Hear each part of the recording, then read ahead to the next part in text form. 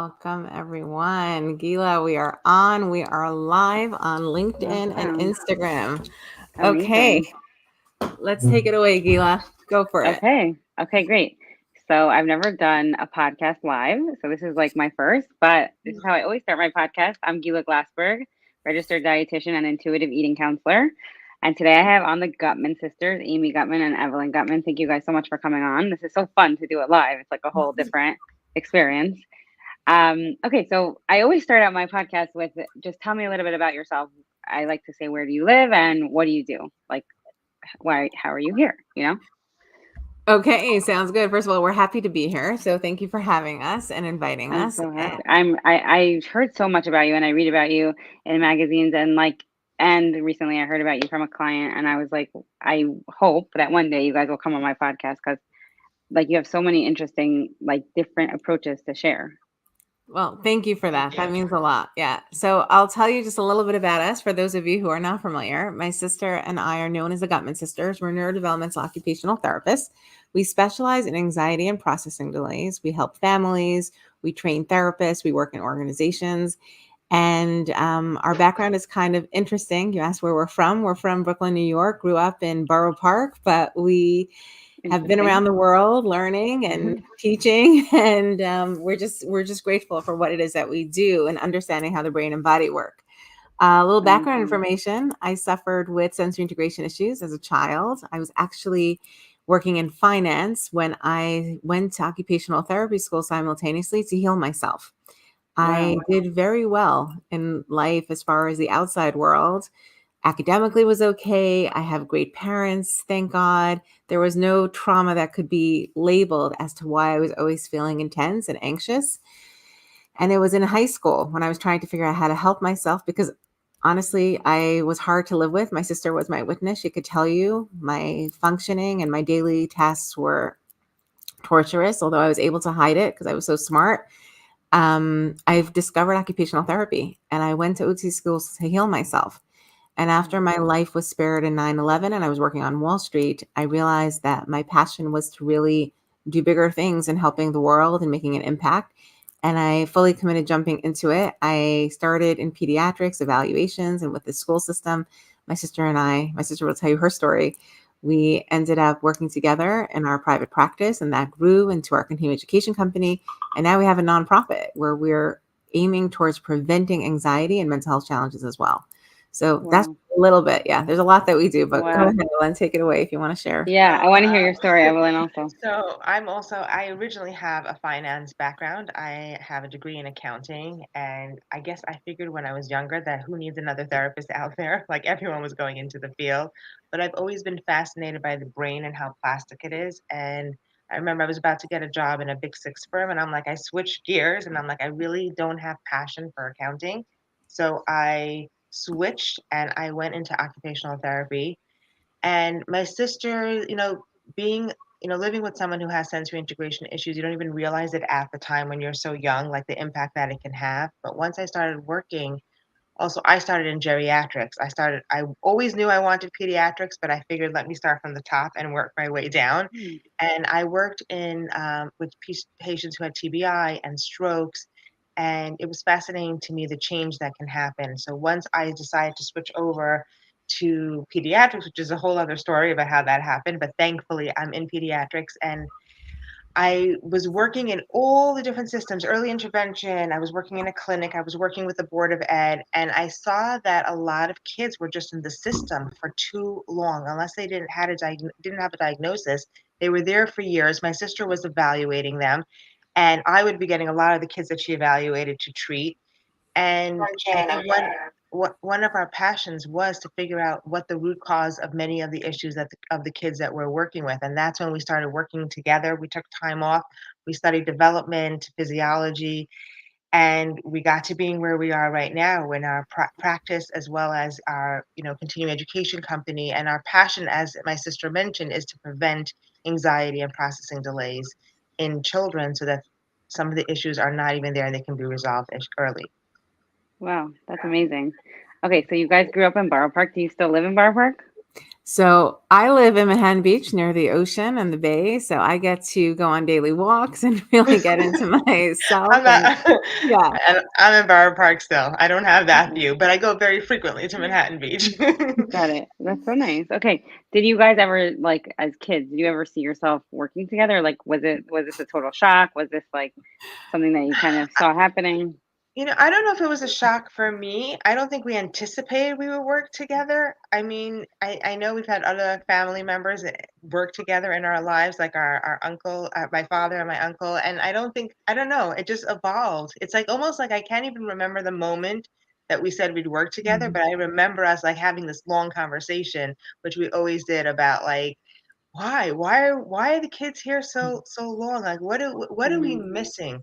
How can we Mm-hmm. help the kids? I think that we're both very curious by nature and we're always looking for answers and questioning, and we don't just sit with something just because someone tells us to sit with it, and it just evolved. Amy, do you have a different impression, or am I So like I will tell you that growing up, I feel like you and I were on different tracks. I did not think we'd be partners. And then as life happens, and I think, by the way, it really leads into what we're talking about with intuitive eating and just understanding neurophysiology. If you really, our whole, by the way, premise is to quiet the noise. It's the name of our podcast, it's the name of our Mm-hmm. movement. If you really look at what your life is presenting and you don't think about what's expected, but what is your true calling. Working with my sister was that. And I did not think it would happen that way. But we were raised by parents who really encouraged us to be creative thinkers and think outside of the box. Even as young kids Wow. in school, I was trading Yeah. stocks at the age of 10. My sister and Wow. we used to be home exercise. I mean, this really for your audience would be something interesting. We used to get exercise and tennis lessons once a week, in Orthodox circles for girls to be busy with that, when they're young, to have that kind of training. Our parents are European and they felt that, the gym that was happening in our private schools was not enough. Then they felt that exercise and movement was the key Mm-hmm. to intelligence and socialization. So we grew up always thinking outside of the box and allowing ourselves to be questioning. So when Mm-hmm. it came to be that I would be working with my sister, which really was, I think, just as she said, it evolved, it happened to be, we then again allowed our left brain to come into contact where we made sure once we were an organization in 1999, we got a contract in place. We made Wow. sure we were business Wow. partners to separate that because there's a lot that Wow. happens when you're working together with family. Yeah. And if you want to create impact, you're going to have differences. That's really the Right. truth. And yeah, I'm just thank you, Gila, for that question and for allowing me to honor the process of where we're at and to share that about my sister and to thank you, Evelyn, for Yeah. I'm thinking about it now. Wow, 1999. Look at that. Okay. Yeah, I love like the whole story. Like I will ask you a lot of questions until I fully understand, hopefully. Like the listeners appreciate that too. Because like you guys have this like whole company now. But like it didn't start like that, right? But it's interesting. I have a sister, I'm one of nine. I don't know if you guys have other siblings, but I'm one of nine and I have a sister 1 year older than me. We don't work together, but I could like I could see that like synergy, like I'm like one of us, we're both actually pretty creative, but I could just see us both like her idea, my idea, like having fun together. And I'm sure some people who work together that's not the case, but you guys have this like, like I don't know. I think you both, I believe you both said you were doing something like finance, and then you both transitioned to OT, which is so interesting, right? Yeah. And it was very independent. Like, I had gone to OT school to help myself. And my switch to going full boat was because of a life changing event that occurred on 9/11 when my life was spared. And for my sister, I don't want to speak on her behalf, but it really was that she wasn't enjoying doing what she was doing. And who needed another therapist? But she Yeah. realized she liked science. Go ahead, Evelyn. Yeah, and I also think like if I look back, because hindsight is 2020, I always gravitated towards the sciences and the health field. But you make a decision sometimes when you're so young and you're like, okay, I'm gonna go against the grain of like what everyone's doing. And Yeah. I always love numbers, but my passion was there. And it was I'm putting it out there for anyone who needs to make a change in their career. It was a hard thing. I was getting a job, like I was finally finished CPA, and I Yeah. made a switch to go. And I have to tell you, it's my passion. And even within the field right now, I think when we got into business together, I was at a point where I almost wanted to leave pediatrics because I felt I wasn't making enough impact and change. And it was talking to you and the process of switching to what we do right now and thinking a little bit outside the box and looking for answers that got us, I think, to where we are. And it really literally fuels us. I know me for sure every single day to continue to do what I do. So you have to, I always say, like, you can do what you need to do, but when you love what you do, it's an amazing feeling. I want to just Yeah. add to that that's such a critical piece because our entire approach, which is called hands-on approaches, and there's not one approach. Like a lot of folks always want to know what's the Gutman approach or Yeah. what's your technique, because we do get success with our clients and with our programming. And it evolved because we were discouraged by what we were practicing, having Mm-hmm. learned in occupational therapy school and having learned and experienced working in the school system. And it was a recurring theme that we would work with children and we would get results. And then a summer later, after the summer, or maybe when they turned into a teenager, or when they had a new stress or they got sick, they would either regress or have new issues that weren't considered under the OT domain. And we were being questioners. We stopped working for a while and traveled to learn and understand normal development across all fields: speech, Wow. psychology, behavior. Wow. And that opened up our eyes to recognize that every individual has a unique brain body profile. So although we have to have standards in order to test and to perform what it is that we're measuring, looking at a person or connecting to a person, or for a person's own journey, whether you're an adult, a parent, you're a leader, you really need to look at that individual profile. And that's what we try to encourage in our talks and in our trainings and in where we mentor and where we supervise and consult, because people think that you need to have a package of what it is that needs to happen. And I think your clients, who is how we connected, having gone through one of our programs, realize that it's not just one piece of knowledge or information Right. or action. It's what she needed individually for herself that we were able to allow her to discover on her own. And I think that Mm-hmm. that's the power in doing this kind of work and connecting with other professionals and recognizing, I don't know everything there is about nutrition. Mm-hmm. A dietitian sometimes has to be called into play, and behavior Mm-hmm. and issues are not always because of OT. Sometimes there is a need for a psychologist or a psychiatrist. We need to understand each profile uniquely, and that's the Mm-hmm. key to getting personal change that lasts. And yeah, Right. thank you for bringing that up, because just in Yeah. hearing you, yeah.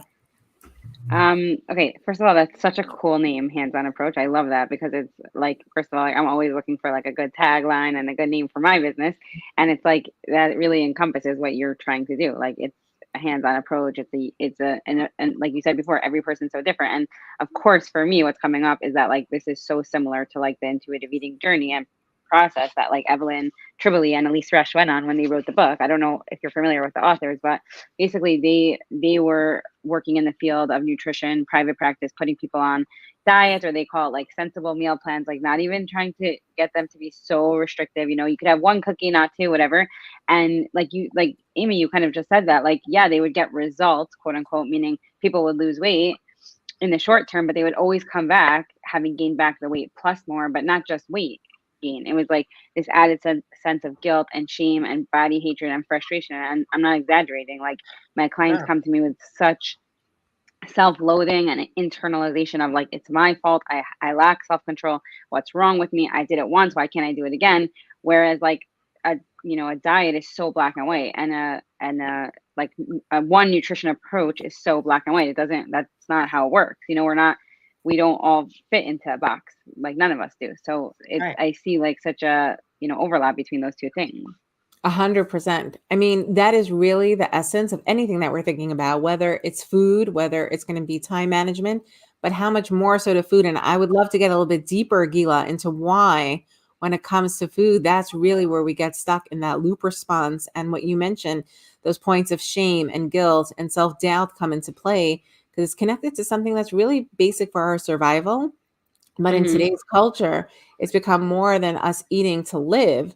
We're also having the perception of what the world is looking upon us, how we're being viewed by our spouses, perhaps our children, perhaps our workers. The whole society is really viewing us based on how we're eating, what we're eating. And then that's one component. And then individually, there's that physiological piece that as many times as we try to work on dieting or working on food control, Yeah. we end up hurting ourselves and sabotage. And there's a Yeah. reason. There's a real Yeah. neurophysiological reason. And as much as we're hearing it, let's say, right, if you're listening to the world and they're saying, feel your body, feel what you need to do. For some of us, that's hard, impossible, and there's a struggle in that. So we need to Mhm. really identify what's that root cause for that. Yeah, Evelyn, I'm sorry, I didn't Yeah. want to interrupt if you No, had a no, question. no. I agree with you on that. I feel like we need to talk about this a little bit more and understand a little bit more, because I think we can sometimes be so influenced by others out there and what the culture or what people are saying, and it's hard sometimes to sort of like what we are thing is quiet the noise and really understand that there's physiologically a root cause for everything. Every single person is different, and to really like to get rid of the shame and the feeling of you have to do what's good for you and understand why you're doing it, and to be confident in that and secure in that in order to make the changes that we each individually need for ourselves. Yeah. So, okay. So for people who are listening, I'm not even sure if they know what you mean when you say like everything's like physiologically going on. So could you, I guess like I'm giving you guys the floor now. Could you explain to Sure. us like what you do, I guess, like generally speaking, and then how we could, I really want to hear about how you guys have this whole approach to food, because like I think that is kind of like I'm always looking for the missing piece when I tell people like, tune into your hunger, tune into your fullness, and like there's a gap because it's for me, I see it as like they've been dieting for forever, but I'm sure there's so many different reasons that I'm not privy to, and I want to hear.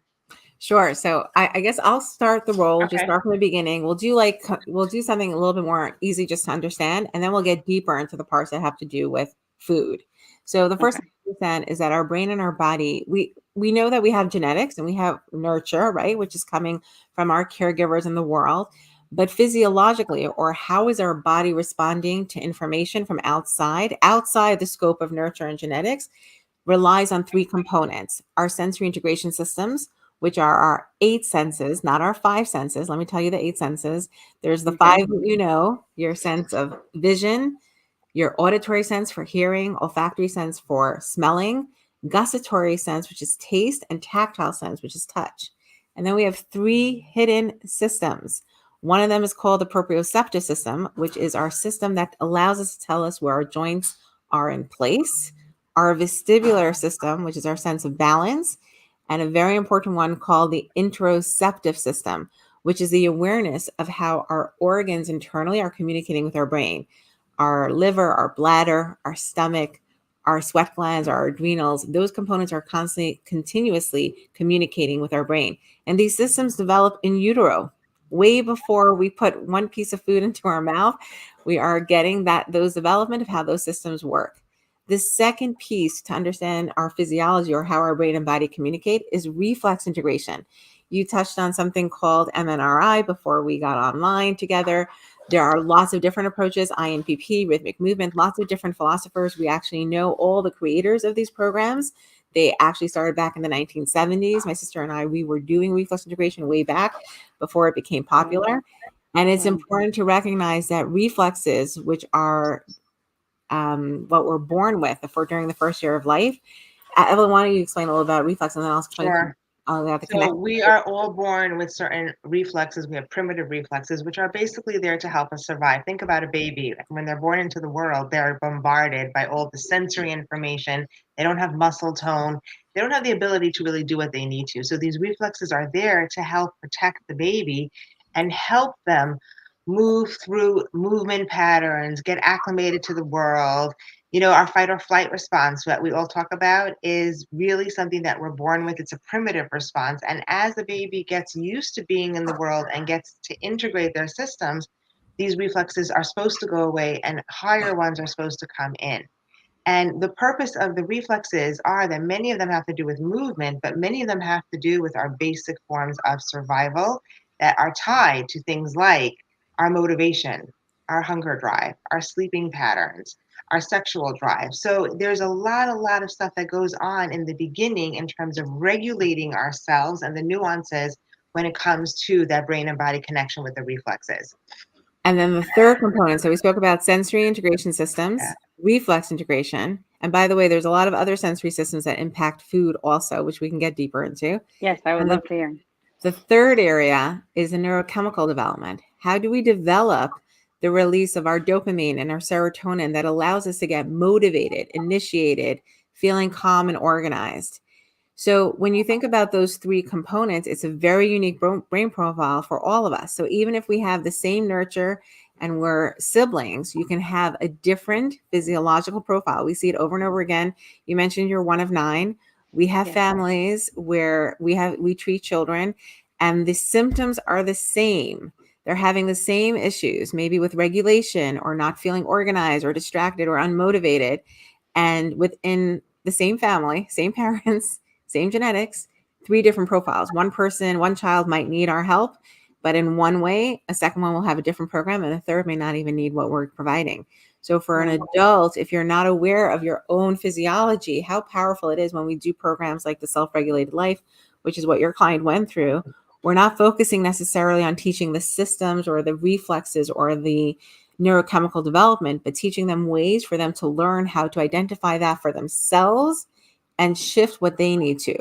Because we all know that when there's a difference between even intuitive eating and mindful eating, I would imagine. I'm not so familiar with the terms, but being mindful means that you're being aware of what it is you're eating and what it is that you're feeling while you eat. Mm-hmm. I would imagine that intuitive eating also has to do with the sense like, am I even hungry to begin with? Let's take one step before the experience. Like, is this, we talk about emotional eating, we talk about different ways of needing to satisfy our needs. But if we don't use our brain and our cognitive components, and we can use our physiology, how powerful that is, because that's our instinctive response, right? We're first crying for food because of a physiological need. No one told us cry for food and get fed and you will grow hair and your brain will grow and all that. It's an actual basic need.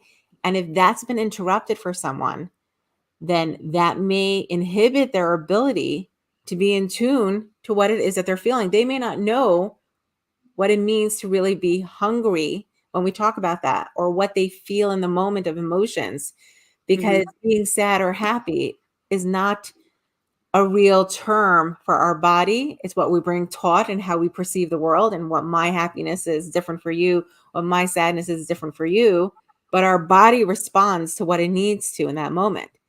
So intuitive eating and the physiological response are very much connected, because if we're not in tune to our physiology, then sometimes we may not know that we're having that lack of awareness of where we stand with hunger, where we stand with thirst, where we stand with our frustrations, our emotions. Does Yeah. that make sense? Yeah, it makes perfect sense. Actually, I just want to jump in for a second. Okay, so first of all, mindfulness is a component of intuitive eating, but intuitive eating there's 10 principles and they're all designed to help the client have a healthy relationship with food. So it's funny because the way that I like to teach it is I teach my clients about hunger fullness, like based on the hunger fullness scale. I'm not sure if you're familiar, but it's like a hunger rate. It's a scale from 0 to 10, 0 being ravenously starving, think fast day, and 10 is like painfully stuffed, possibly nauseous. You might have gamba in your skirt. Those are like the 2 extremes, right? So when I ask clients, "Are you hungry now? When was the last time you ate? What does it feel like in your body?" Some could identify and some could not. Like I say, we tend to think of hunger as our stomach growling, but that's very often a more extreme form of hunger, right? They don't think that. Or let's say, I want to hear more about it from your perspective, but let's say when you said like things interfere with that for my clients, things that have interfered with that is a parent potentially saying, you can't be hungry, you just ate, or take one more bite, you got to have your protein, right? So, or dieting, just in general, dieting, telling them like, I really shouldn't eat this, all the guilt and shame. So they don't really even know what hunger feels like. And my job is to help them figure that out based on the hunger fullness scale and give them, you could feel hunger in your mood change, you could feel hunger in your head, you could start thinking about food more. And of course, that could also just be because you're bored or because a learned behavior. And then when they learn like a lot about physical hunger and fullness, then I'm like, okay, now let's talk about emotional hunger, because now you have a really good sense of like when you get that hunger cue, when you do feel hangry, when you do feel like you have a headache, check in. When was the last time that you ate? So I try really hard to like give them that physical foundation of hunger fullness, and then they could at least they could differentiate like this is not physical hunger. This is because I'm bored, I'm upset, I'm anxious. And sometimes they could use another coping strategy and sometimes they can't, but that's part of the learning process. 100%. I was going to So, say, like, listening to you and when you were talking about people perceiving their hunger and they may not even know it. And going back to childhood, if you think about what we just discussed, that when we are developing as children, if everything is developing okay and we have our hunger drive in check, which, by the way, many people have to consider, they may not have that in check looking back at childhood. If they've Hmm. had anxiety or they've had feeding issues, remember, everything has to work in balance of all three things working, those three areas working well together. But let's say everything was going okay with their hunger drive. Children innately, they get hungry, they cry, so we feed that need. And if you allow it to progress in a healthy way where you're looking at the choices that they want, of course, parents have to be mindful and give the right choices, but you're giving them choice of what they should be eating. You're not telling them they have to finish the bite. You're not, Hmm. you're letting them leave something on the plate and asking, so do you feel like you want to eat more? And you're really, really tuning them into those hunger cues. That's the beginning part of a healthy relationship with food. Happens to be as time goes with culture in terms of what people are telling us, or I think even children when they start school and they see what other kids are eating, or I can't believe, I mean, I hear like 9-year-olds, the way that they're talking about food. I I'm know.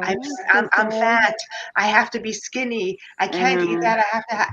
It breaks my heart because that's where we start messing up them I know. actually having the right hunger drive and listening to the cues of their own body before we allow culture and everything else to come into play. Because it's a very hard thing to undo. Like you said, when you're an adult and you're Yeah. trying to work on intuitive eating or just dieting, whatever that means. You see, dieting is a diet, but diet just means to me, I'm looking to be healthier and lose some weight. So, can I do it in the best way possible where I'm actually respecting my body's cues, but eating well and healthy?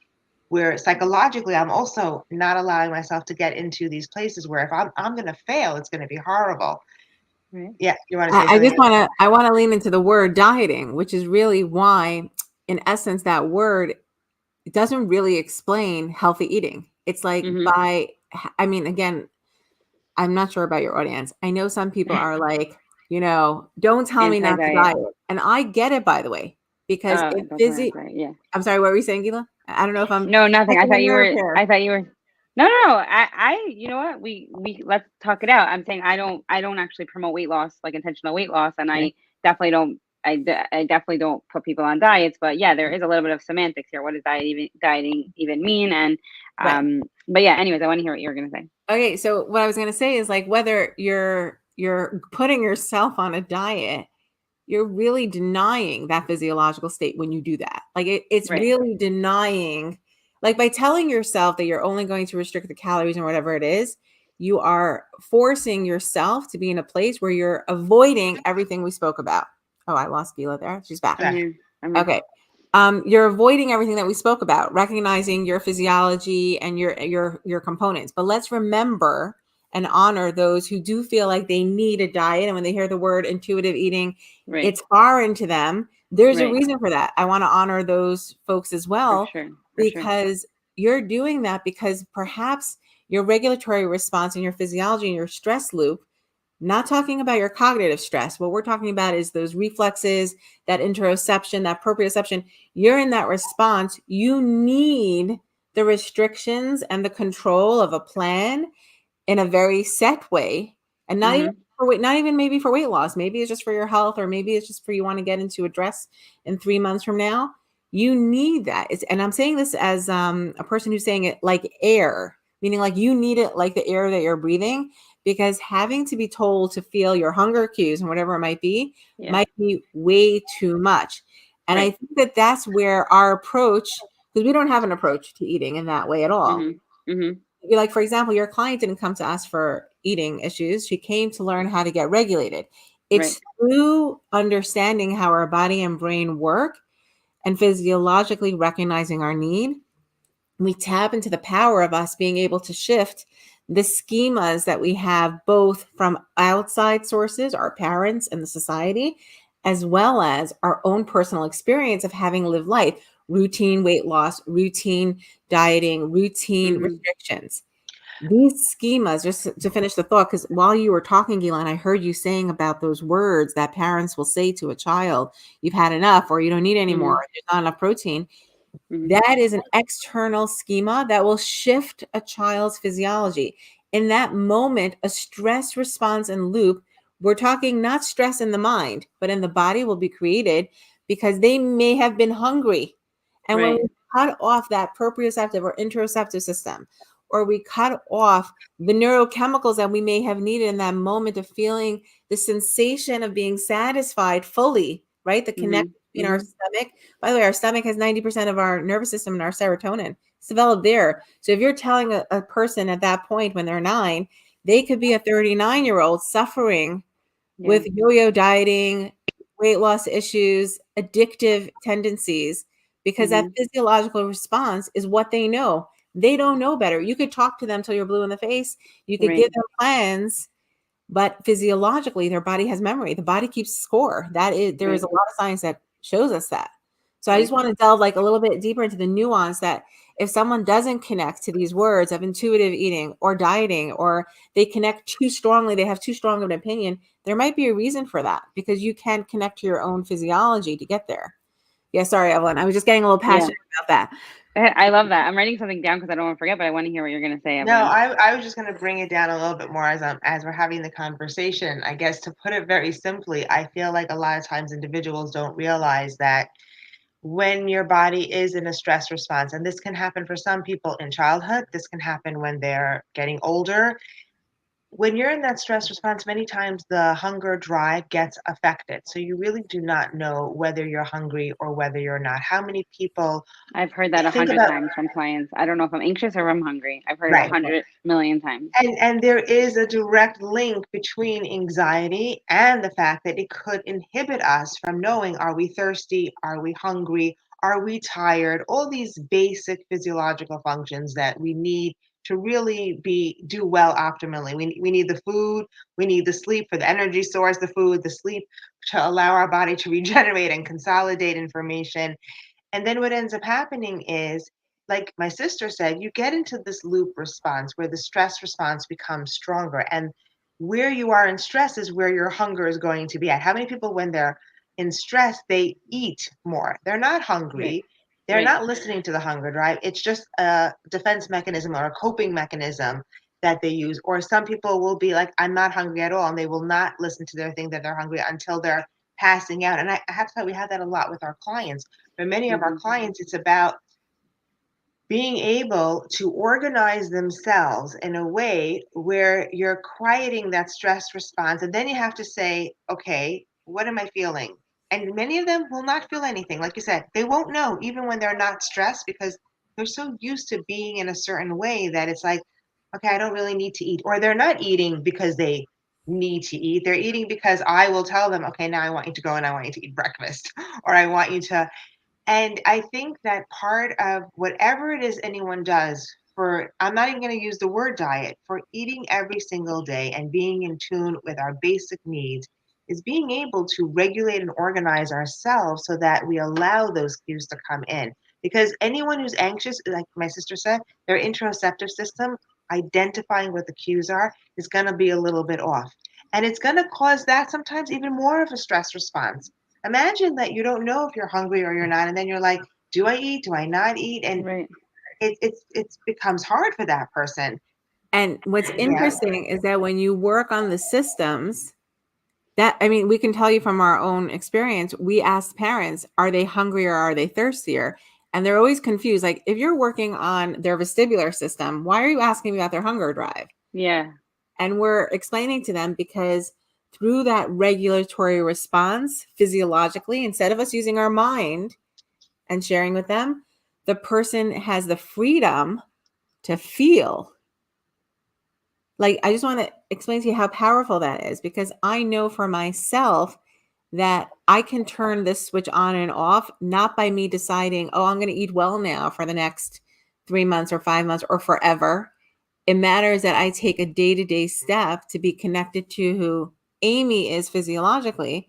So then I can go to my choices of, oh, I know this is not healthy, or let me enjoy this piece of chocolate fully. And I don't even have to be conscious about it. I don't have to sit there and say, oh, do I want this piece of chocolate or not? Physiologically, I'm present. And if it appeals to me, I'm going to have a piece of chocolate, and I'm not going to eat a lot too much of it, not because of someone telling me it's bad for me, but because I'm not going to feel that I need it. I'm not going to feel that I want it. I'm going to get the taste that I appreciate, and that's it. And it's okay. And you know what? And if I do want to eat 10 pieces of chocolate in that moment, that's also okay. It just means, am I doing this because of I'm in tune to who I am? Again, I'm not sure how this goes over in the global community, but we feel it's important for that person to be in a regulatory state in order to access what their true feeling is in the relationship to food. It's not a bad or good thing if I'm eating chocolate. It Right. doesn't mean anything. It's what's Right. happening in that moment. Okay, Yeah. Gila, I'm listening. I want to hear from you because you're I in have a it. lot to say. No, I Okay. have a lot to say. I think that a lot of the things that you guys are saying are things that I actually teach my clients. Like, I'm sure there are gaps in what I teach just because I don't know everything that you're saying. I mean, I really do know a lot of the things that you're saying, but one thing I wanted to say before is that, okay, basically, I have clients who have been dieting forever, right? Let's say it was 10 years, 20 years, 30 years since they're 9, and now they're 60, right? Some people not so long, but like I could have somebody dieting for a year or dieting for 50 years. So what happens with intuitive eating is that there's no diet. So there's really no structure of eating, technically. What I do as a dietitian is that I look over the way that they're eating, and I teach them about the hunger fullness scale, and I teach them about their hunger fullness cues, plus like all the other emotional stuff, like, oh, okay, your trigger is every time your kids scream, like you can't handle the noise, that's like, being dysregulated, then you just have to put something in your mouth, right? So I could come at it at a bunch of angles. I could also work with their therapist as well, like, okay, maybe that person maybe you need to leave the room, sometimes you can't leave the room, maybe you need to get a babysitter at the time, whatever, all that type of stuff, right? But people really do need, I don't want to call it a diet, let's say a meal plan, because they need the structure of eating, like you said. So I do see that with clients. And I always tell them this is not a diet.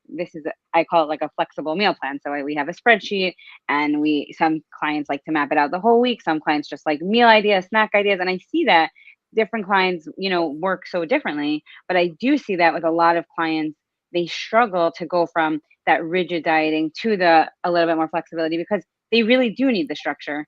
Some people, I mean, we know, like I have 4 kids. I'm one of 9. Like some people really like, they just don't eat because they just don't have time. Obviously, that's not functional, but like they come back every single week and they're like, yeah, I can't eat breakfast. Yeah, I can't. And I'm like, I'm not sure if there's anything more that I could tell you other than you're probably going to binge at lunch because you didn't eat breakfast. So, there's like, but sometimes, yes, maybe there is something deeper going on. And that's why I love, like, I just to pull one more thing in, that like I have a good friend who does somatic therapy, and I just interviewed her on the podcast, and she's always telling me, like, she's like, Gila, like, it's not always cognitive. It's not always cognitive. Like sometimes there really is something going on deeper. And when she said that to me and we've been talking about it, I'm like, it really makes so much sense. I'm not a therapist and I can't do somatic therapy on people, but sometimes there really is that I could teach you from today till tomorrow. It's because you've been on a diet for 40 years, and we have to really reframe your thoughts and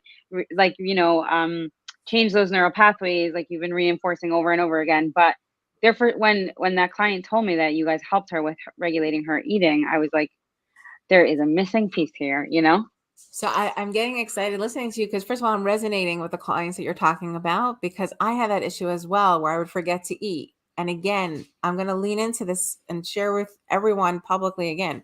When I am not in that physiological place of regulation, the old patterns will come in, because our cognitive brain is what it is that gives us that security and safety. We can say to ourselves, well, in this moment, I can shut down my body and brain because, hey, they've been with me all my life, and I need to get the task done of what I need to do with the dishes in the sink, the final Right. deadline, whatever it is. We Right. shut down ourselves. We're punishing ourselves, but not cognitively, physiologically. So Interesting. if we put an emphasis, and I want to share just for anyone who's listening, even with regard to your client, when people go through the programs that we teach, we've been running the self-regulated life. We're doing it now. It's the 6th time now. We have different ways of doing it. Every cohort that comes, we always say, we're going to present ideas to you, and some of it is going to resonate. And for others, you're going to be like, this does not work. And that Yeah. makes sense Right. because your physiology is unique to you. So Right. what I'm going to do, what Amy's going to do, what Evelyn's going to do in Gila in order to get into that state of equilibrium is going to be unique. So being on the other side where you're teaching them the skill sets, it's twofold: regulation and also initiation and motivation, which is what that somatic therapist friend of yours was saying. It's not cognitive. Sometimes we're not able to sustain the motivation, not because of our situation in life, but because of our physiology. We have loop responses that have to do with these systems and reflexes and neurochemical components that impact that as well. We see it from, not to be extreme, but Holocaust survivors who were Mm-hmm. able, they talk about how they were able to feel happiness. And when they ate a potato, it was like eating a full meal. And others Right. were seeing it as if they were starving. The potato is a potato. So was it the stress response that was happening externally? How are they integrating that physiologically? They could have been told, be happy, be full. Some Mm-hmm. felt it, some didn't. We talk about a prisoner of wars. Studies are shown over and over again. The connection of our olfactory system with food. How many individuals are highly sensitive to smells that create an impulsive, repetitive event for them to continue eating?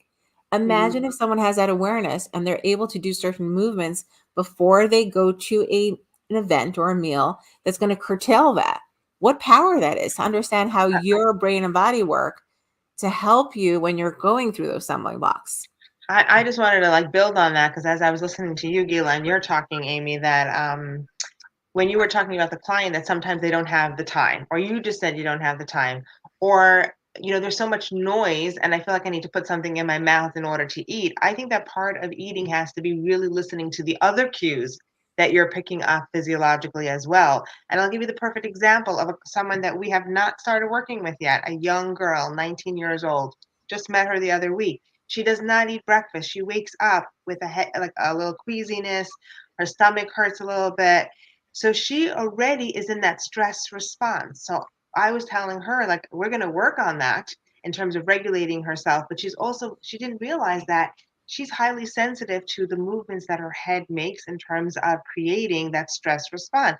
If she bends down, she gets a little dizzy and nauseous. She doesn't realize it because we protect ourselves. Most of us will bend a different way. But if she's caught off guard, so she's already in the morning feeling off.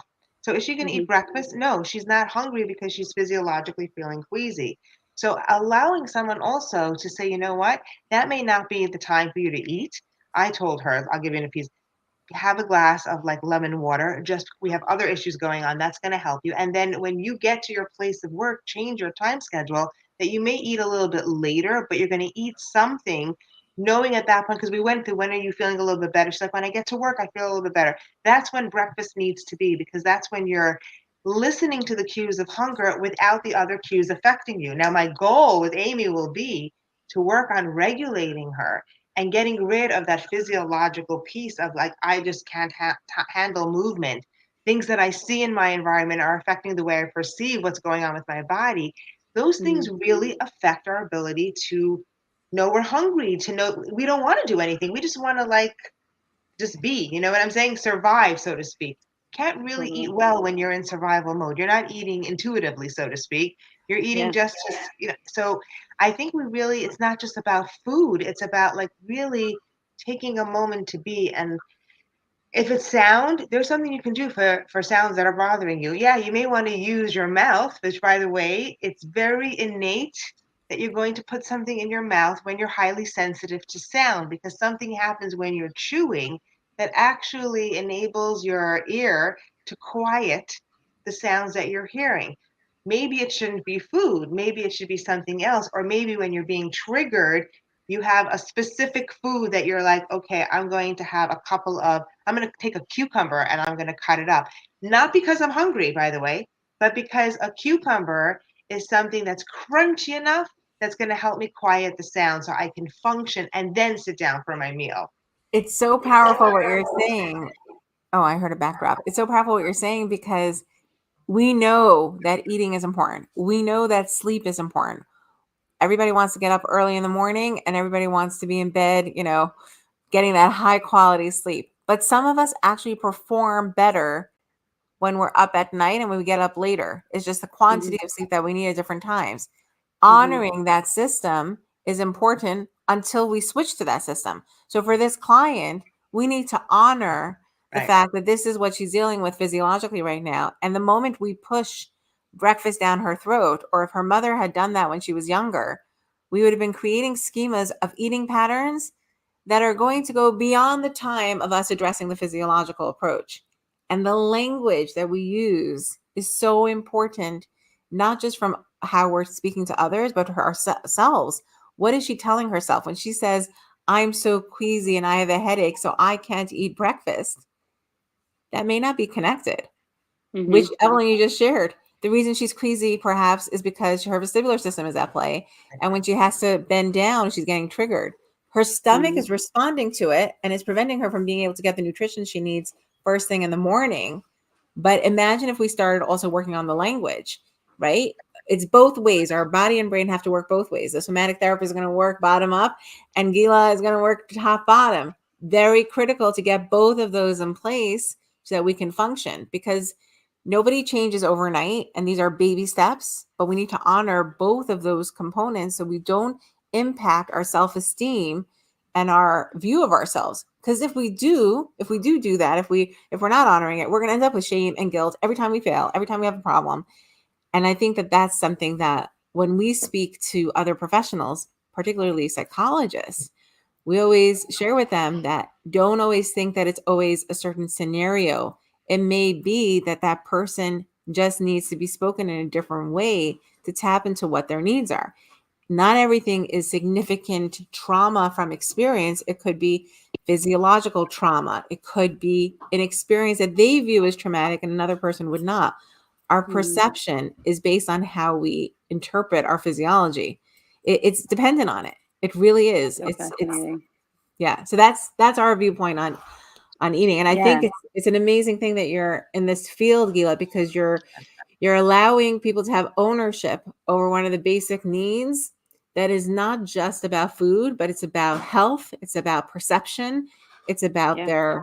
their who they are and their Mm-hmm. self-image. There's a Yeah. lot here. Totally. I mean, everything that you're saying is totally like so similar to what I teach as an intuitive eating dietitian. It's like crazy. I still think like people look at me like I have like 100 heads when I tell them like, oh, we don't focus on weight, or like, yeah, you could listen to your body, hunger, fullness. Maybe maybe I could teach you some other regulating skills. Maybe that's why you're always eating, because you were always dieting, and then when you eat, it becomes much more rewarding, and all that stuff.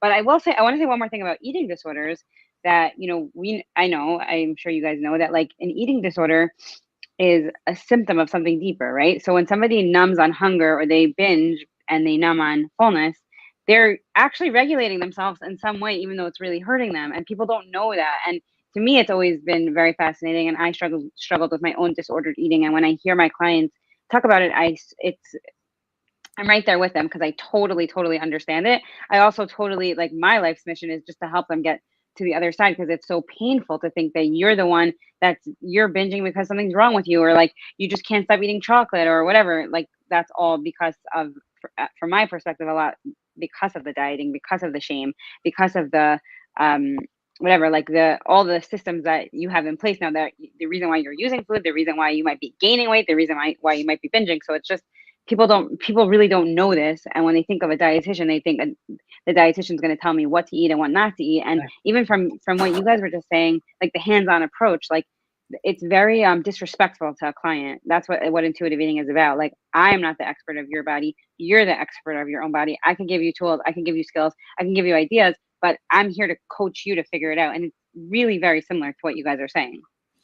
100%. I think the only difference is in our angle is that we don't even talk about the food, right? We Right. don't even touch the food. We say, let's get to a regulatory response. And I love that you brought up the science behind eating disorders, because when in our field, at least when you look at the research of trying to see the connections between those who are suffering with that, we see, let's say, one system is clearly at play, which is the vestibular system. And the vestibular system is directly connected to our emotional centers of our brain. So when a person is not regulated vestibularly, they're going to take things to heart much more, have urgency, be highly sensitive internally, and that can create lack of control. So Mm-hmm. what do? We control food intake. We Right. take the one thing we can do. And it's been fascinating. And I wonder if, we were to explore a little bit deeper on this to understand that even if a person were to know that that's the case, meaning we know that we're eating or controlling food because of maybe a situation that occurred, maybe because of our physiological response and how we cope, whatever the cause and the root cause may be, it's critical for them to realize that their need for control may be stemming from a physiological source as well. And it's not them, it's how they're developed. It's how it takes away the point of self blame. It's like a person who's been through a traumatic crisis or they're having poor relationships with their parents and they want to control food growing up. That's their one area. This root source is not going to be what we're talking about, physiological. It's going to be psychological. Your Right. relationship with your parent is the root Right. cause. If Yeah. it's physiological, and that's how your body relates to control because of itself, and you don't even know. We've had children in our practice, teenagers who've had eating disorders, and they'll say, "I don't know why I eat." They're coming in with their parents who love them, who care for them, who accept them fully, and they're like, "I don't know, but I need to control that." It's the one. Mm-hmm. And then we work on the physiological response. And that's why I was saying, do we always ask the question from parents, is it their eating increase? Are they thirstier? And parents are like, yeah, I didn't even realize. And we're like, Yeah. well, that's why sometimes, because, Right. and we need to be respectful of all of it. And OTs, if you're listening, don't get stuck that everything having to do with eating is physiological. Sometimes there's a Right. psychological trauma, and make sure you're honoring that, because as soon as you reach the point where you think it's your box and your frame of reference, you're in trouble and you're not Yeah. serving fully. And I think that every single person, that's where that unique approach comes into play, where you say, what do you need? Like your client resonated with certain challenges or exercises clearly, because we Mm-hmm. have a chat that allows us to engage with them fully while they're experiencing it. And she did not Oh. resonate with others. And there's a Oh. reason. It's her Right. physiology, it's her Right. unique experience. We need to Right. really honor that. Yeah. I just, That's speaking to me very much on like an individual level, not even on a personal level. I mean, I would love to like just learn more from you guys and explore. Hopefully and I could use it with my clients, because it's like I always did feel that there's like some sort of gap with intuitive eating. And there's gaps in so many different systems, but like for me, right? So I said, I'm the fourth of nine. I didn't live at home when I was in high school. I developed this very severe disordered eating. Baruch Hashem never turned into an eating disorder, but like those OCD tendencies that I was able to like use food to grab onto. And this is like just sounds funny, but like it was always like the big joke in high school that Gila has a sensitive body. Like I would always be like, "Don't touch my arm. I'm really sensitive." And like I also am really sensitive. Like I get like emotionally, like if somebody insults me, or like I'll obsess about things and like replay it in my head. Thank God, therapy goes a long way. But um if somebody would like touch my arm and I'd be like, "Stop, you're hurting me." They're like, "I'm not hurting you." And then like the next day I would have a black and blue mark on my arm. Or like, for example, when I gave birth, this happens to me every single time.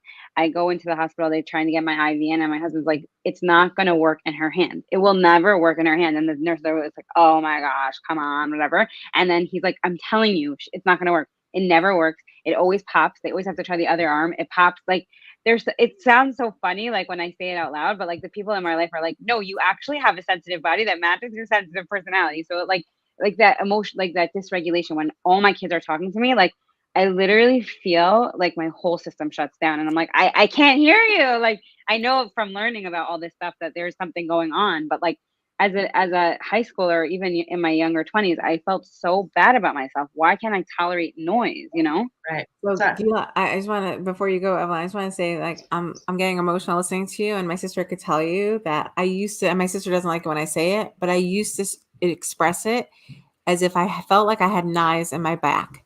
And Totally. when when the world hears that, they might think, "Oh, you're extremist," Yeah. but Right. that's what I felt like when I had these sensations. They're so intense. Sorry, Evelyn. So first of all, I just I want to honor totally you. get that. I want to honor you, Gila, just in for what you do and in the way you just expressed yourself. And I was listening to you, I was also getting emotional because for me, I feel that so many people experience things like that with their body, and it has to do with being in tune and understanding that this is what I'm going through and having it acknowledged. And I think for a lot of people, and I think this is a big part of also what we do, while we do treat the physiology, one of my biggest goals, and I'll take this example that I gave of this 19-year-old, is to really honor and acknowledge that, yes, it makes sense. That is why you're going through this. Your auditory system is in hyperdrive, maybe because you experience things through movement. They're both in the ear. Maybe you're having more of a fight or flight response. And when you understand that there's a connection and that there's a reason that can cause also why you're eating versus the fact that I'm not really hungry, Right. people need to know that. It may not Yeah. give you the solution. It may not really solve the physiological reason, but it allows you to pause and say, hey, I'm not hungry. I'm really, or I feel that pain. I have an overly sensitive body because perhaps I have A, X, Y, and Z, or I'm experiencing dysregulation through my sensory systems, or perhaps I have a heightened fight or flight response. So my nervous system is always in overdrive. And it sort of like allows you to see things from the root of like, what can I do to change that, whether it's cognitive, hopefully physiological, whatever works for everyone, because some people will go the physiological route and some people will go the cognitive route, and that's okay if it's yielding the results you need. But being able to do that, so many other things that we're struggling with become easier. It gives us more mindfulness and intention and being able to really be there and present with, why am I not eating? Why am I choosing to eat? And I think that a lot of people don't get that. They put it on themselves. I'm blaming myself, but Right. why? Like, Right. what's the reason? Well, dieting teaches you that, dieting tells you, like, if you try hard enough, you could be a size 2. If you try hard enough, then you wouldn't eat chocolate. That's literally the message that we're getting. Right, which is Well, powerful.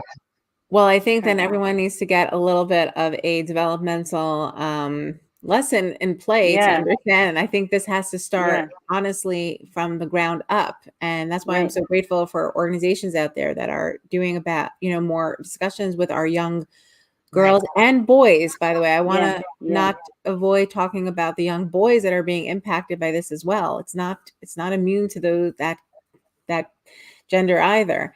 And I think it's important that we start kind of talking. And I, again, like my sister said, hearing 9-year-olds talk about, I need to lose weight and I need to go on a I diet. know. I I know. cringe. I'm going to share personally that I grew up, and I was a little a heavy girl. Apparently, I never knew it. I never knew that there was an issue. My parents didn't speak about it in any way of restrictions. I didn't feel the cultural effect of that. I've always felt that I was beautiful the way I am, and it wasn't based on what my size was. And now I'm raising daughters, and thank God, I'm hoping I'm giving them that lesson. But I'm hearing their friends talk. I'm hearing my daughter Yeah. share with me that girls in her class, she's in 5th grade now, are on diets. And Yeah. I am cringing. I I am know. like, sad because they're supposed to be developing. What do you mean? They're Yeah. supposed to. They are developing. You're They're right. about to go into puberty where we want Yeah. them to be free and allow themselves to feel their neurochemicals coming in, their hormones and Yeah. everything that's supposed to be happening. And we're squashing them. And Right. again, I don't want to get into everything here, but the screens that our kids are being exposed to and adults are being exposed to, that impacts your physiological responses and your regulation. For So sure. the younger generation, besides for the screens that they're getting physically, the damage, the messages that they're getting of what they should honor and who they should respect based Yeah. on size and all that. I mean, that's like a whole other topic. We can Yeah. get, a bunch of other folks in that discussion, but we're really creating schemas that will last. I'm having to be busy now with my little ones to counterbalance what they're hearing in school. My Right. mother didn't have Right. to have this discussion with me when Right. I was growing Right. up, but I need to. And by the way, the moment that you think like you're doing a good job, I just want to tell parents out there, I'm not a parenting expert because I have not parented thousands. We're very good at understanding how to communicate with kids based on their brain profile.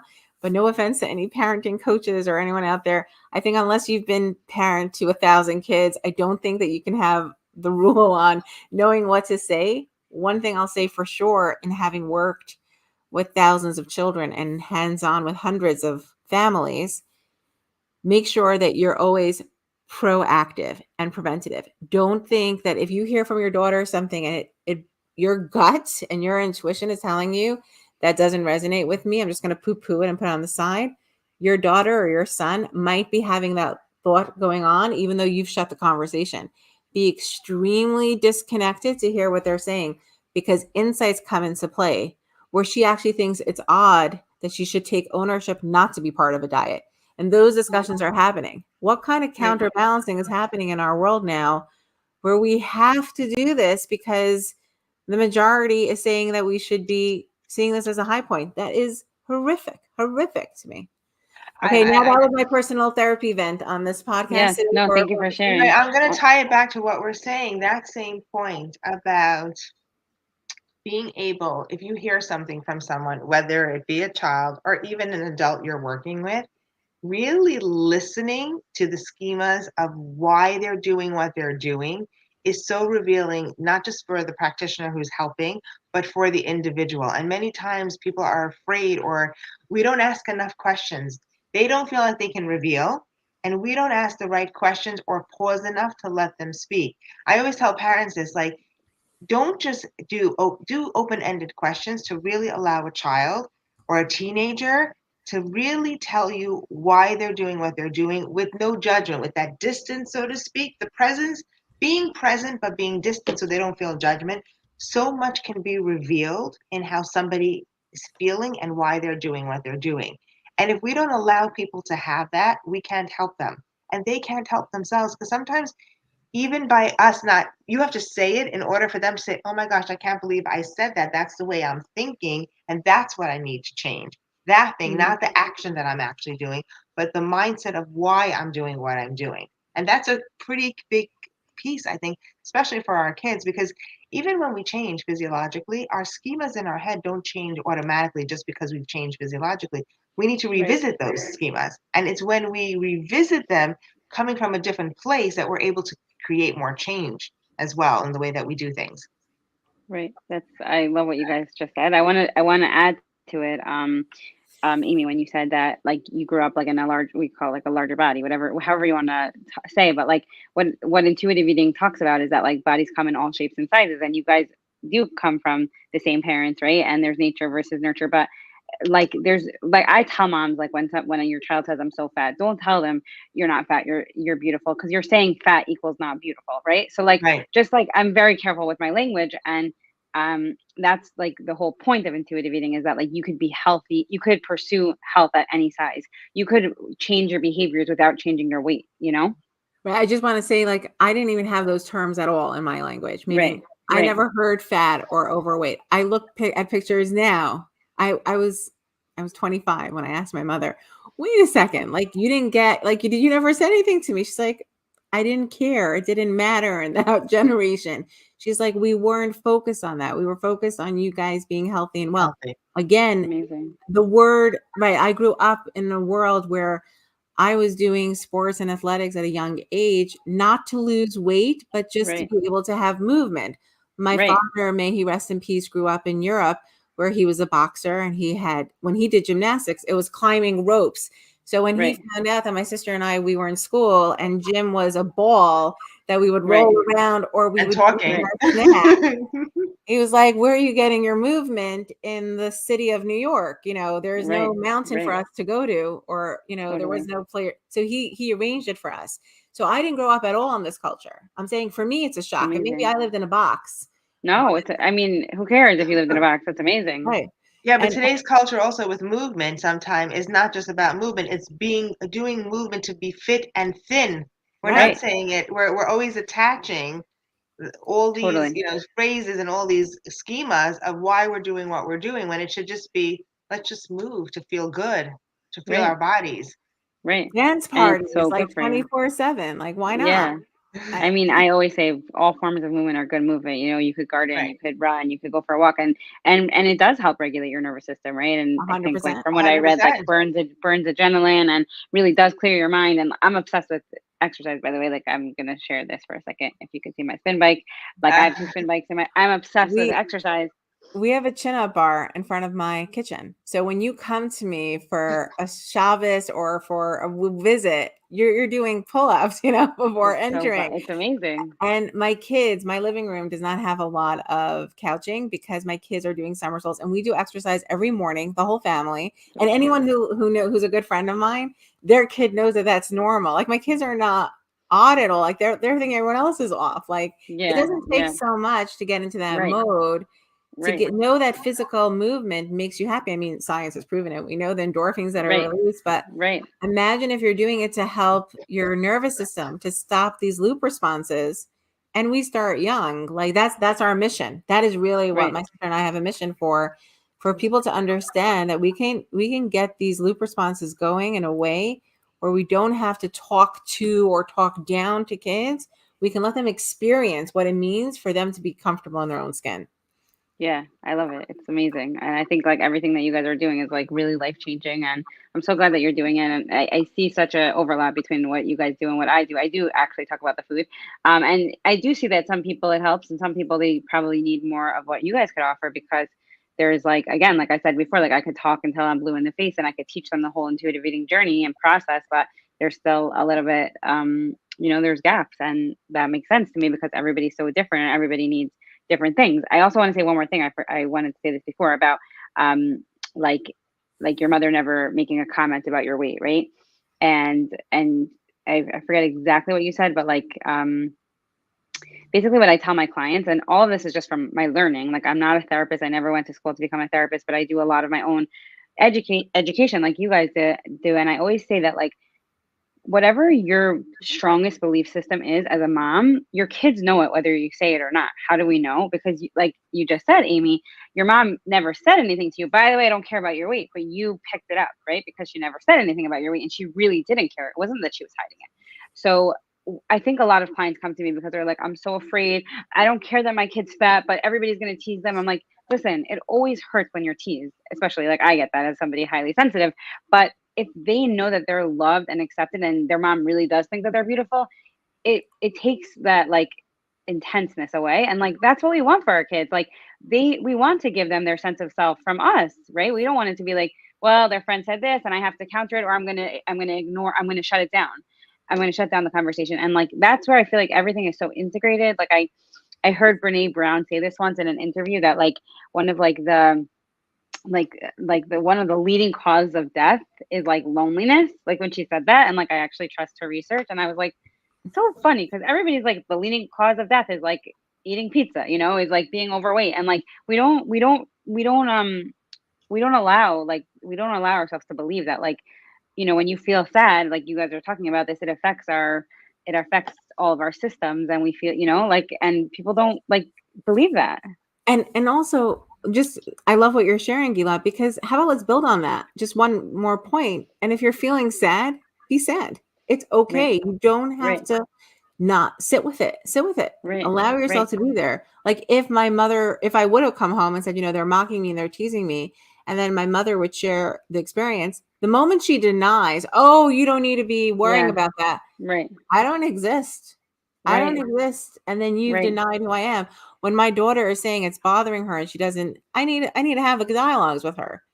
I can't squash that because for some reason she's thinking about it. And, I'm looking at the chat because we are doing this live and someone was just getting my charger, by the way. Okay, sure. Someone was saying it's interesting because she grew up with the older generation. We're super focused on not being heavy.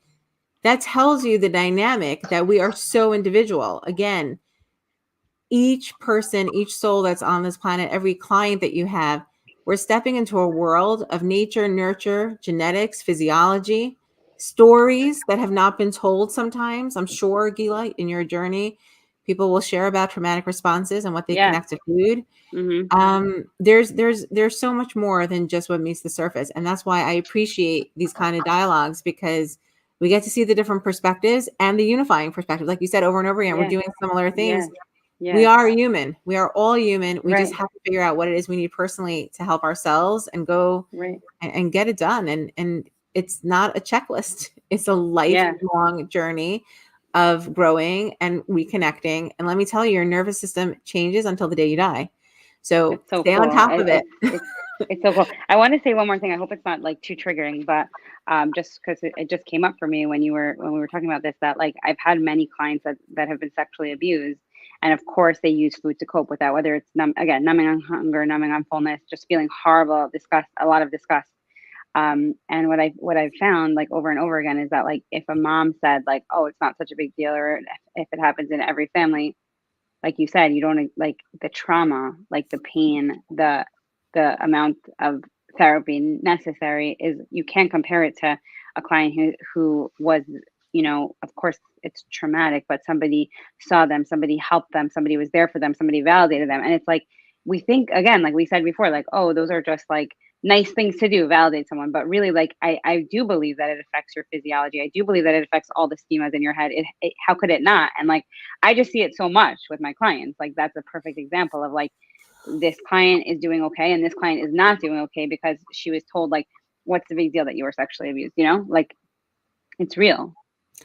Science is proving this, Gila. We're seeing it over and over again. There are scientific studies that are done on folks who are orphans, who've been neglected, those who were taken in as babies, and how their brains, even if they were separated by birth, twin studies that show, and it's the whole ACEs study, right, which is talking about traumatic responses, those who may have been sexually abused, and what their results are in their development of diabetes, obesity. They did like a 30, I think it was 25 or 30-year study where they followed up with these folks. We see how their entire brain chemistry and their physiological needs will shift because of that. This is really, really critical. Yeah. I was just going to add to that because especially when we do our self-regulated life or we do work privately with clients, some of them do it privately through us. And I was just thinking of this one client where we were talking about our reflection and our perception of ourself and bringing self-compassion for you personally. Like when you're able to do that for yourself, you're able to do that for others. And she was talking about the relationship that she had with her mother. Like the realization was that it was, oh my gosh, something that my mother told me or the way that she treated me, and trying to make peace with that and trying to mend that relationship when I was trying to steer her to understand that it's the things that weren't said. And you know what? Parents don't mean sometimes what they're saying. They don't realize the impact. We're all trying to do the best with parenting. You don't realize that it's hopefully these things when we're talking about it, it makes someone pause and say, hey, how is it that I'm communicating? What is the language I'm using? What is the message? And for this Totally. person, that was an eye-opening moment where if she can let go of that or see she is not what her mother said that she was, especially, I mean, this is a 45-year-old woman who has 5 kids of her own. And Yeah. one of the realizations she made was, oh my gosh, how am I speaking to my children? Am I Yeah. repeating what I'm hearing, even though I'm trying to work on myself? Because she hasn't made peace with that, who knows how she's speaking? So it's really about what you were saying, that validation and the acknowledgement of we are a product of our upbringing and the things that are said to us, but it doesn't mean that we are what was said to us. We are who Right. we are. We're Right. born perfect. We are perfect. However we are in that moment, we're just looking to enhance who we are and really get to the core of who we are. And I think it's an important point, whatever it is we're dealing with, whether it's eating, whether we're dealing with like just, our perception of ourselves, all these things are key and can really make an impact on ourselves as well as a future generation. So true. Do you guys want to wrap up or do you want to keep Yeah. going? Yeah. If we could, please. Yes. Yeah, yeah. Let's wrap up. I want to just say one more thing, and then I'm good done. That's why I never use the word. That's why I never use the words healthy or unhealthy. By the way, because when we tell a kid this is not healthy, but then we give it to them, we confuse them. I like to just use. I know it's really confusing because I don't What's have your like. word? Okay, I know it's really confusing because I don't have words, but my supervisor, she always says, just call the food what it is. These are chips and these are apples. This is meal food. This is snack food. Can Maybe you I don't agree with me. I Yeah. need to interrupt you. My daughter came home from pre-1A, this was a couple of years ago, with a project. There was a face Oh, I and remember the this. body was the foods. And there's one picture where she's smiling and one where she's sad. And on the smiling picture, it happened to be, it had all the foods like cake, candy, cookies. And the sad picture was vegetables and fruits and all proteins and things like that. And I remember telling her, oh, what is this about? I said, is this what you enjoy, what you don't enjoy? She's like, no, I'm supposed to be sad when I eat these foods, and I'm supposed to be happy when I eat these foods. So I look at it, and I'm like, I think something went wrong. I Oh went my on the gosh. class chat, and I found out that her pictures were reversed, that she should have been happy with the vegetables because they were Got teaching it. healthy and unhealthy choices. Yeah. And I told my husband, I'm keeping this forever. This is exactly the issue. Like, I'm happy. She Yeah. went with what she likes, and that's Yeah. what she perceived. So, but like Yeah. what you said about healthy, unhealthy, Right. a piece of chocolate might be healthy in that moment for that Yes. person, healthy. It's context. It's context. Yes. So, I and you know. know what? A broccoli or a cabbage might be making someone feel terribly Yeah. afterwards and heavy, and that's not the right food. So I think my daughter and that mistake was living proof of how we should really be teaching food choices. So you Totally. triggered that in me when you said healthy, unhealthy. Sorry, go ahead. Totally. Thank you. Yeah, Okay, take it no. So home, let's Gila. no, so we're good. Thank you guys Yeah. so much for joining. Thank This will be you. available for rewatch on Instagram, right? LinkedIn. It will be available on my podcast for audio. And if you guys, well, I'll put all your information in the show notes so people could reach out to you if they want to do any of your courses or classes. And it's been a pleasure. I really enjoyed this conversation. I learned so much. I know that my listeners will learn so much, and your listeners. And thank you. Thank you so much. Thank Thank you. you, Gila, Been a for pleasure. attending. All right, take care. We're going to take it home now. Okay.